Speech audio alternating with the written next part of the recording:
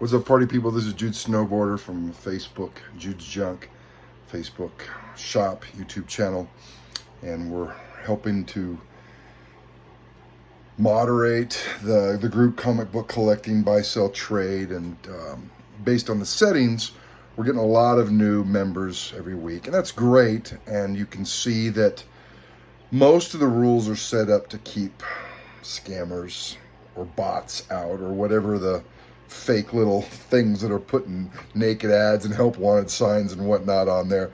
But the one rule of the group, and I didn't necessarily make the rule, but I agree with it, is that you have to have a price. Now, some people may like that, some people may not, of course. But the point is, we really don't want people saying, PM me for price. That is because someone doesn't want to negotiate price publicly. He doesn't want to get the ridicule. He doesn't want anybody to call him on something that might be deceptive. So he wants to negotiate privately.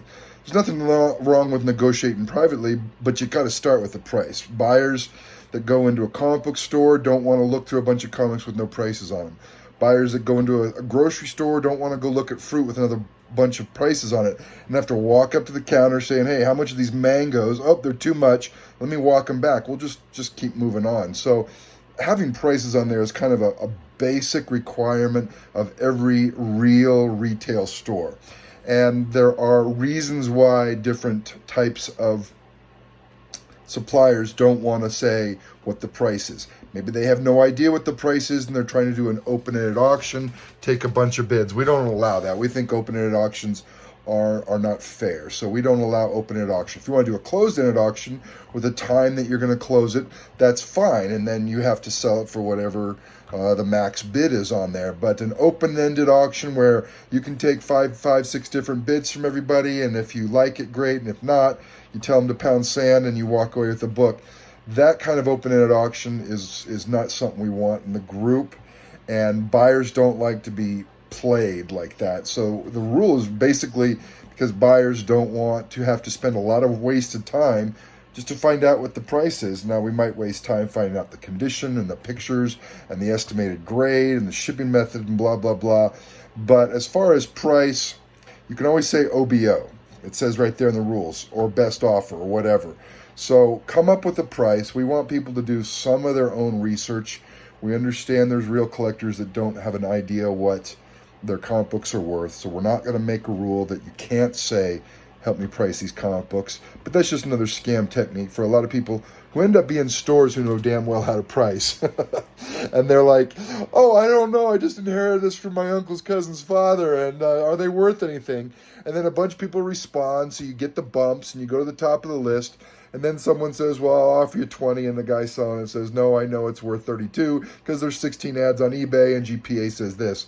And this is the same guy who just said, I don't know what they're worth. So that's just deceptive. And we don't want that. Buyers don't want that. You've seen all the complaints of the buyers that comment on PM me for price. It's just not something that it's fun to go into a store if you have to carry the book up to the comic book guy at the counter every time and say, what's this price? Oh, let me look it up on eBay. Comic book collectors hate that. Put a price on there, figure out your price. Now, I get it. If you have lots of books and you can't keep up with prices and you're doing marketplace ads, I'm in the same boat. It's very hard to keep up with prices, especially if you have hundreds or even thousands of books out there for sale. But that's just the nature of the beast if you're trying to sell on Facebook. So don't take it personal. You'll probably get suspended for a day or two unless it's a repeat offense, but put a price on there. It doesn't matter what country you're in, put a price on there. It doesn't matter if you're doing US dollars or British pounds or Canadian dollars or pesos. You got to put a price on there. You don't have to translate it into US currency because this is an international group, but you do have to put a starting price on there. Hopefully that helps, guys. Happy hunting.